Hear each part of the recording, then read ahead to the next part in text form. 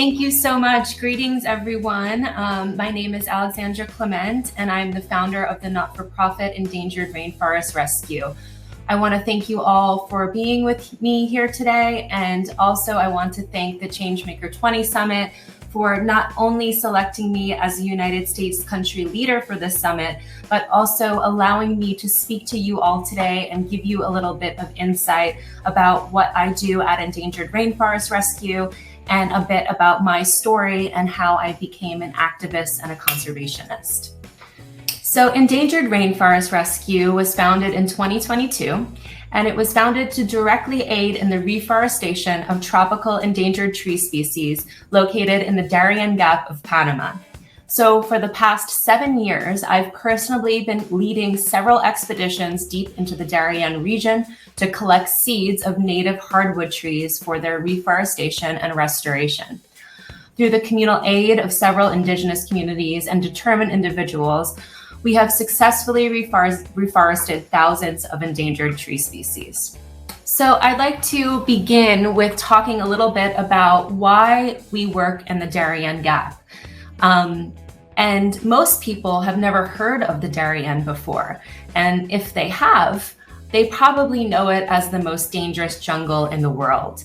And the reasons why are very interesting. So I would say for myself, what I feel are the most dangerous are the natural dangers of a dense tropical rainforest, such as the animals that you can come into contact with, which can include venomous snakes, poisonous insects, and large, big cats. And also, just traversing this area by foot can be very challenging because you have so many different climates and ecosystems in this jungle. So we can be hiking up mountains or walking for days to cross over a mountain or continue on a flat cloud forest where there's low visibility. And really, it's just such an unexplored area that we never know what we're going to be dealing with. But if you did a quick Google search of the area, you would find that there is a lot of stories about migration happening in the Darien Gap. And I will speak more on that in a second. And also because of the Darien's geographical location, there is a lot of instances and reports of narco trafficking and kidnapping, even human trafficking and theft and assault. So here is a map of the Darien, and as you can see, maybe right above that red dot is the end of a road. And that road there is the Pan American Highway. And the Pan American Highway actually runs all the way from Alaska to the tip of Argentina. So technically you would think that you'd be able to take a car and drive all the way from Alaska through Central America and South America to reach the very tip. But there is a break in that highway, and that is the Darien Gap.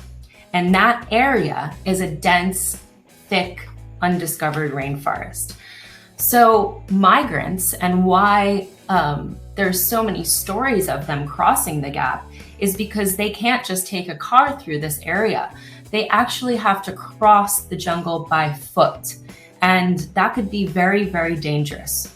So for example, I've been on several expeditions in this area. I am usually very well prepared. I train, I have the proper gear, and I still have a hard time with the intensities of the natural forces of such a rainforest. And these migrants often don't have proper gear or the time to even think about training for something like this, because most of them are fleeing their countries who are going through disasters that will only be exacerbated due to climate change and global warming. So a lot of those dangers that they encounter are the natural dangers of crossing this jungle, which they are ill prepared for, which is no fault of their own. So while there are lots of reports of issues of narco trafficking and maybe theft and assault, I don't deny that those things happen. But I do think that the most dangerous part is the force of nature itself in the Darien. So why would I choose such a dangerous place to conduct my work? That's a question that I got asked often. And the reason being is because what isn't really known about the Darien Gap is how it actually stands out to be one of the most biodiverse tropical rainforest habitats in all of Central America, and I would say even the world. And a lot of that is due to its geographic history, which I will show here. So a little bit more about where this area is located and why it's so biologically diverse. I'm going to give you a little bit of a history lesson on this area. So previously, North and South America were unconnected continents, and the ocean was standing in between them. So that little sliver where the red arrow is pointing to did not exist. The oceans were open and flowing together. But over many, many years, due to weather changes and tectonic shifts and the rising and falling of the tides, the Darien arose and now serves as a land bridge that connects North America and South America. So for the first time, these two major continents were connected. And this land bridge that formed opened up migratory pathways for animal and plant species to go between the two continents for the first time. So what does this mean? I mean, besides new animal species being able to enter into both continents and what was formed just from that, in the Darien itself, this new landmass, you have a breathtaking amount of endemic species that exist nowhere else in the world. So if you looked at a timeline of the Earth's history, the Darien would actually be one of the newest places on Earth. So this is why I work in this area. Endangered rainforest rescue is focused on saving endangered tropical hardwoods. And because of the biodiversity, because of the endemic species, and because of this beautiful place, I am able to find tree species that I'd be able to find nowhere else. And the probability of finding extinct tree species that were thought to no longer exist are very high in this area. So let me just come back on here for a second so that you can see my face. So another reason that it's so important to protect the Darien is because it acts as a physical and ecological barrier to deforestation because of its geographical location. And keeping it intact offers a bridge to ensure that ecological connectivity between Central and South America. This allows for species migration, for gene flow, and to help species adapt to the changing climate conditions that will only rapidly increase. So protecting a biodiversity hotspot like this, because of its unique location, can help regulate temperatures throughout the whole world by trapping carbon dioxide in the air.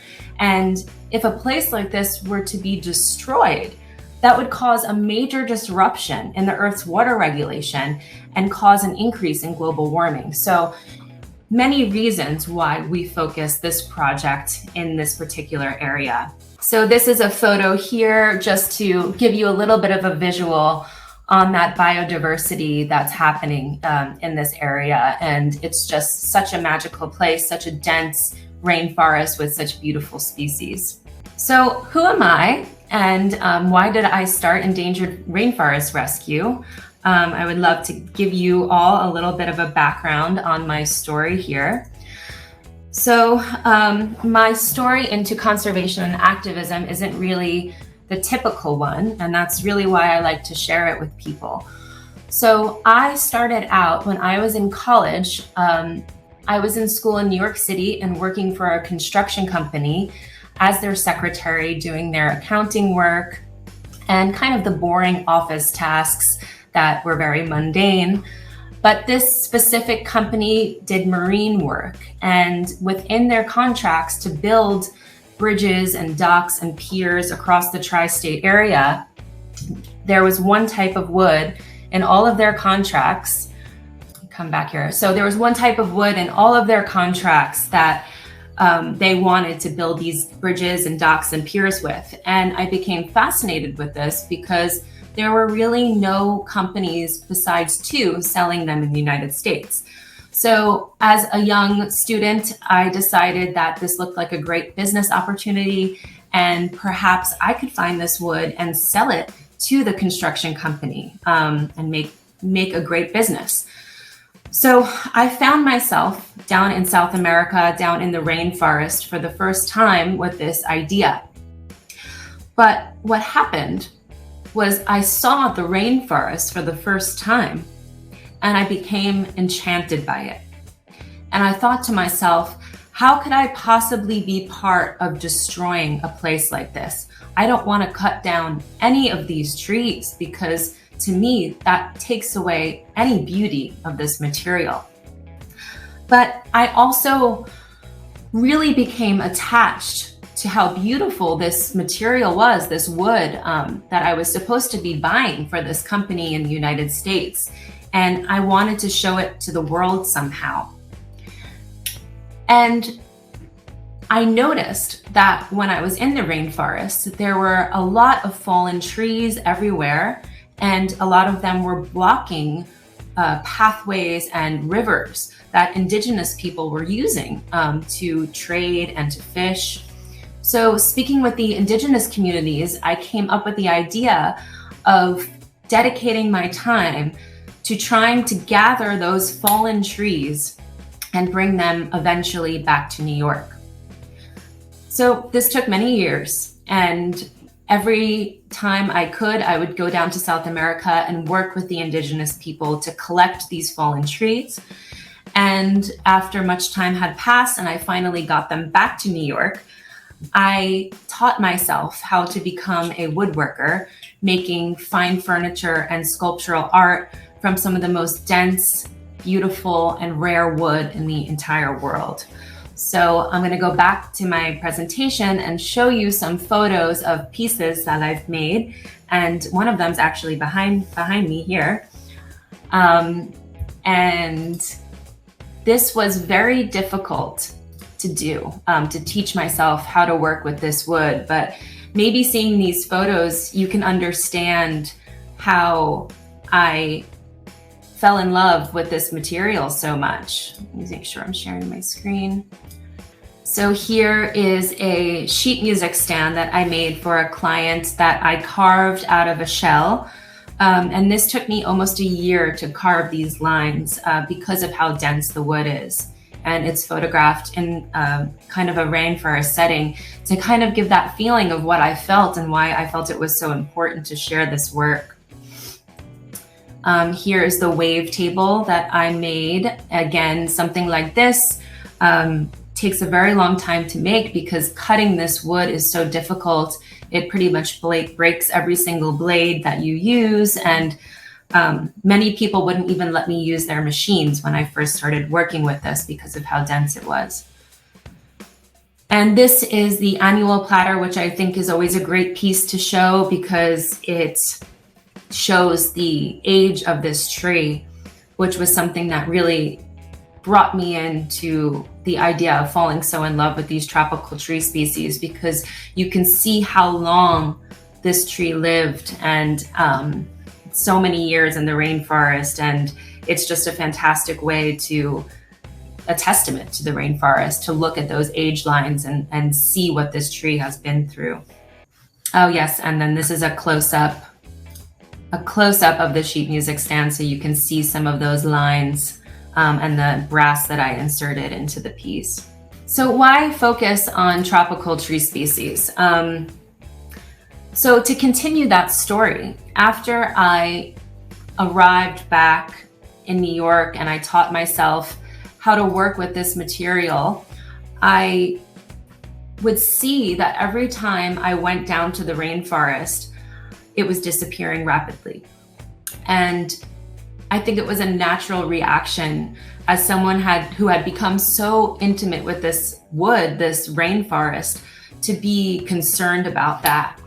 the tree species that I had been using, that I had become so intimate with, from gathering them on the jungle floor to working with them with my hands, were at the threat of disappearing forever. So I decided then to switch my expeditions into finding fallen tree species, into finding seeds of endangered tree species in order to reforest them. And I decided to focus that all in the Darien Gap of Panama because of the reasons that I told you before, because this area had such a high probability of me finding these endangered or possibly extinct trees because they had been cut down in so many parts of Central and South America already. Why focus on tropical tree species? Why is this the main thing that we focus on with endangered rainforest rescue?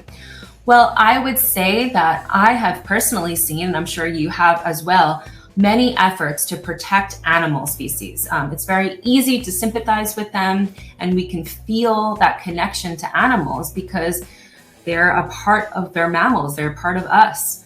But unfortunately, trees really don't get the attention that they deserve.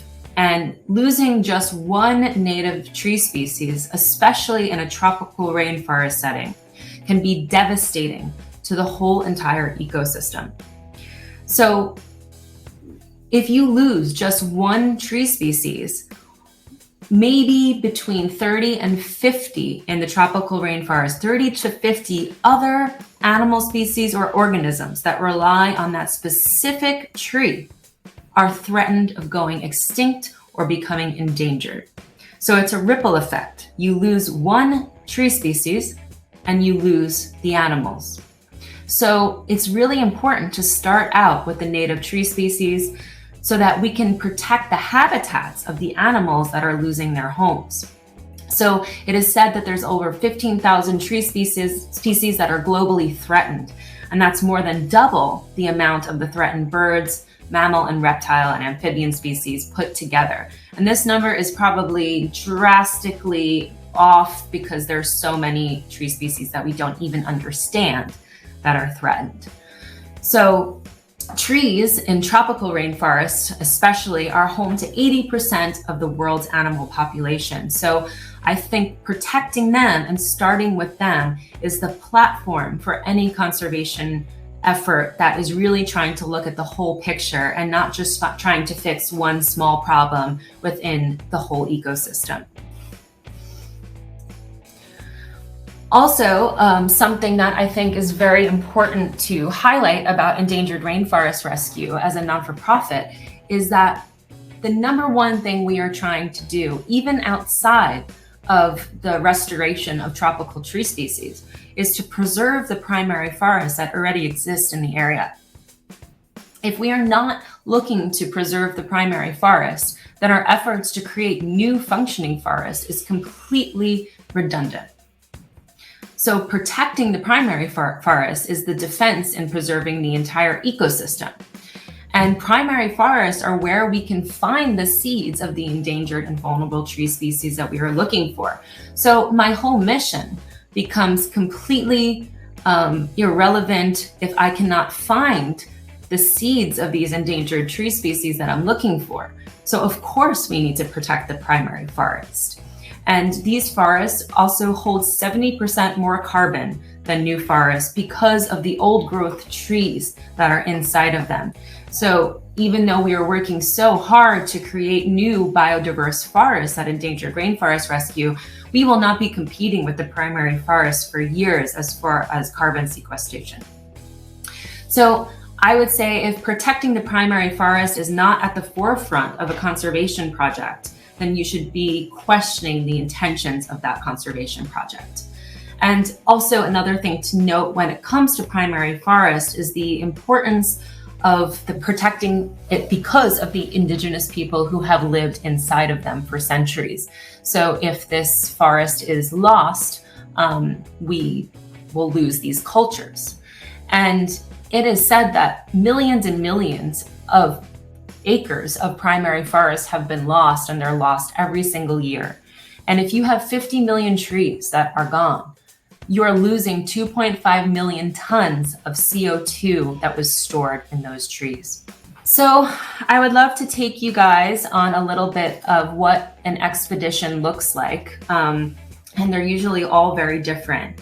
And when we go on an expedition, I am often home planning them for months. And there's a lot of research that goes into them.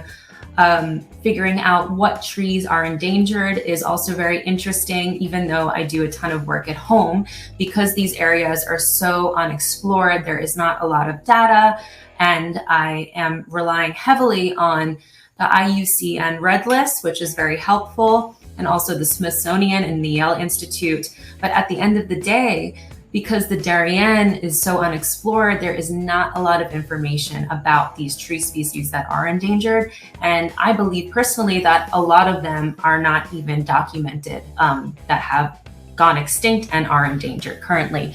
So I'll take you back to the slides to show you a little bit of what an expedition looks like. So here, we probably at this point we're walking for days within the rainforest. And the one thing to note here is that when we fly into Panama City, we have to drive for hours and hours to reach the Darien area. And once we do, we get on a boat, and we'll usually be on a small boat for hours before we can reach a pathway where we can enter the rainforest. So here I am pulling out a seedling of an endangered tree species that we're looking for. And identification, like I was saying before, is very, very difficult with these trees, because we're in a rainforest where I would say probably 2,000 species are identified, maybe at this point, and there are probably triple to quadruple that have not been identified. So it's very, very hard to distinguish what we're looking for. So even though I put together pamphlets of the bark and the leaves and what the seeds look like, you often, when you get there, it can be very, very confusing. So here's a photo of me collecting bark samples and leaf samples and writing down what species of tree I think that the seed is from in this other photo. And you can see my backpack is already filled with seedlings. And this is also such a difficult process, because sometimes we can be walking for days to look for one of these trees, and we'll come up completely empty-handed. And maybe we find a tree that we're looking for, but it's not producing seeds. But one thing that's really good about that is we can mark the tree's location to come back to at another time, hopefully when it is producing seeds. And one thing also to note about that, going back to primary forest, is the importance of primary forest and finding trees there is because a lot of times old growth trees are the only ones that are producing seeds. Sometimes it takes several years, even 30 years, for a tree to be producing seeds. So in this photo here, you can see after an expedition kind of what a haul looks like of seeds. This was a pretty decent expedition, and we'll be walking for days with these seeds often packed in our backpacks, which are very small, and it's really important to keep these seeds healthy so that we can plant them. And it's really not until we reach an indigenous village or an open area where we can take them out and properly photograph them, count them, and sometimes even make sure that we have the right tree species. So now I'd like to talk a little bit more about the heavier subjects of this area, and that is the deforestation that is happening. And, you know, we've gone over many things about why this area is so important to protect and how beautiful it is and how biodiverse it is. But unfortunately, deforestation is happening at a very, very high rate. And this is an image that was in a community in the Darien. It's pretty self-explanatory. The community drew this tree being cut down, and that is a unfortunate thing that they see all the time happening in this area, and it continues to. So before I go back to the slides to talk more about deforestation, I just want to kind of give you a little bit of the statistics of Panama and how much forest it's lost. it is said that over 50% of Panama's primary forest has been completely cut down since the 1950s. And it is increasing at a rapid pace.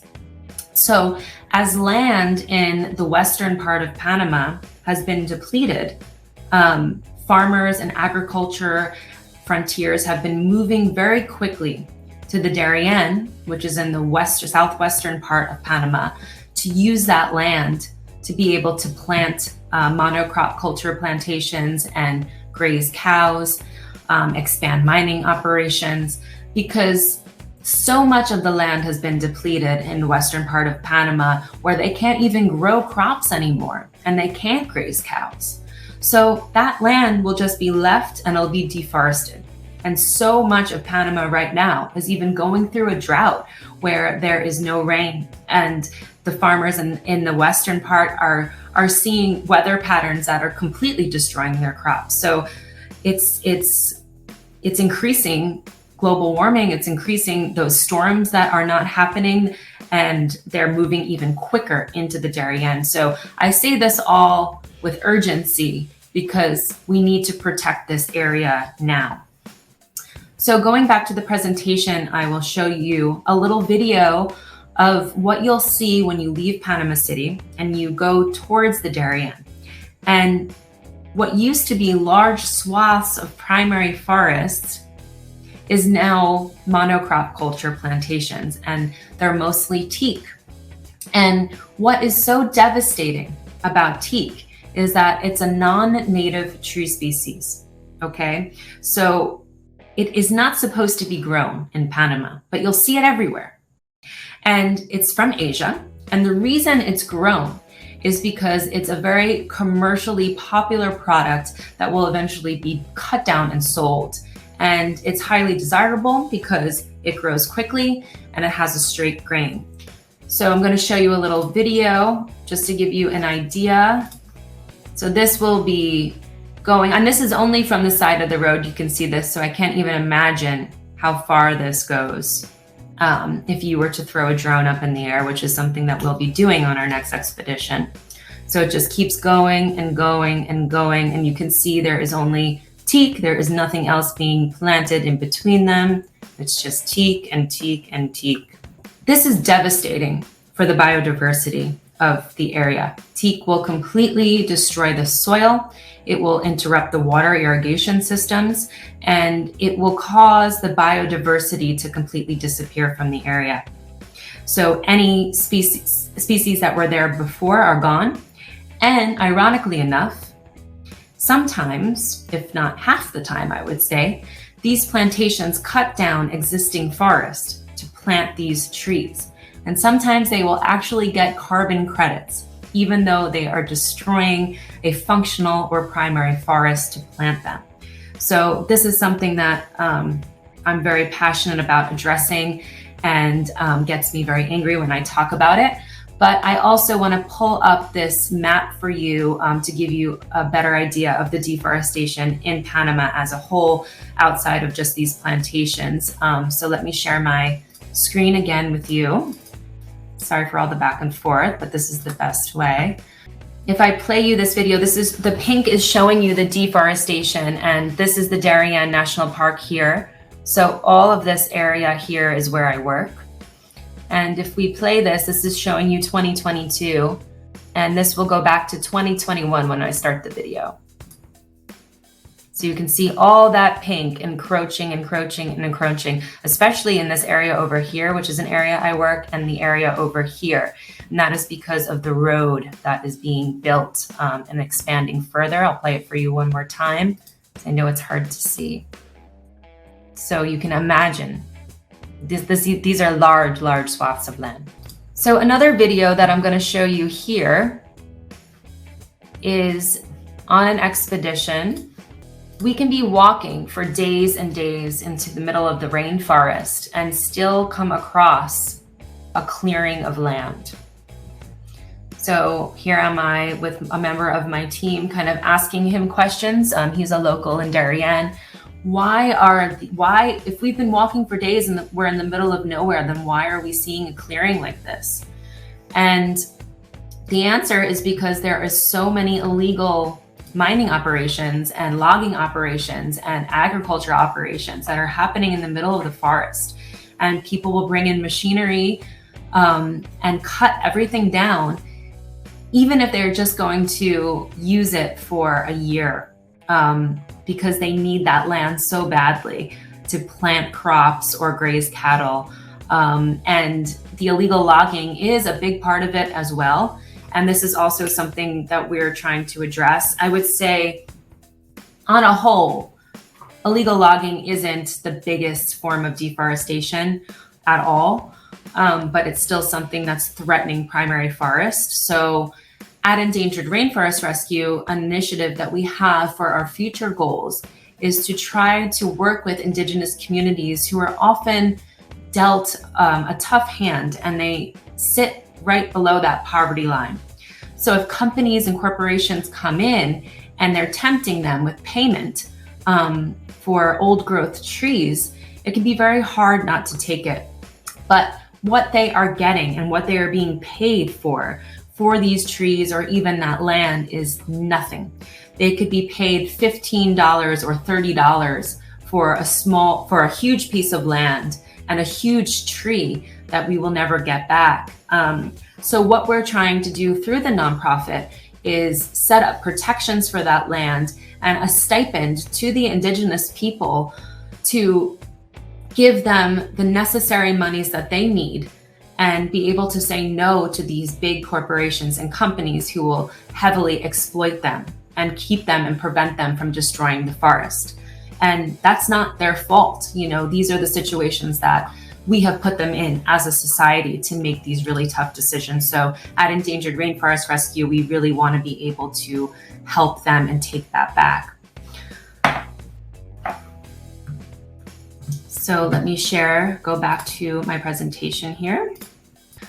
So speaking of those Indigenous people, within the area that we work in, the Darien, we have 3 different Indigenous communities that have lived there for centuries. 2 of them you can see here in this sign for the Camarca, which is a protected area, are called the Embra and Wunan. And there is also the Kuna, who live in this area. And they have such a rich history here, and protecting their land and their culture is of utmost importance for our project.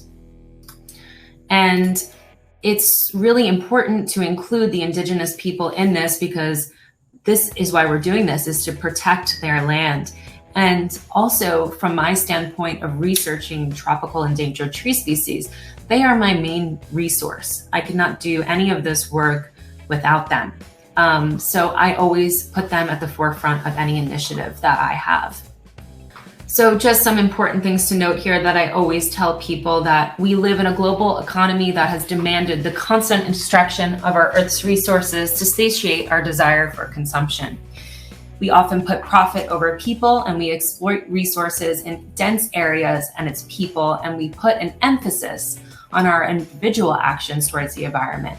But it is the collective action that causes real change. And the Indigenous people have found a way to have a symbiotic relationship with the forest, and they live a truly sustainable lifestyle that we must not only protect, but learn from quickly. Here's a little photo of my team after we found a bunch of seeds in the rainforest, and I am standing next to one of the chiefs in the Embera community in Playa Morto. And a little quick look, I know we're running out of time, of what reforesting depleted land in the Darien and protecting this Indigenous land looks like from an expedition in June 2023. Here is a nursery where we grow the seeds in one of the Indigenous communities, where we have 2 people that are in charge of growing all these seeds, and they do such a fantastic job. Last time we had almost a 50% success rate from the seeds that we brought out of the rainforest, which is very high. And here is an area of deforested land that we brought all of those seedlings out to after a year and a half of growing in that nursery. So it was a major accomplishment to do so.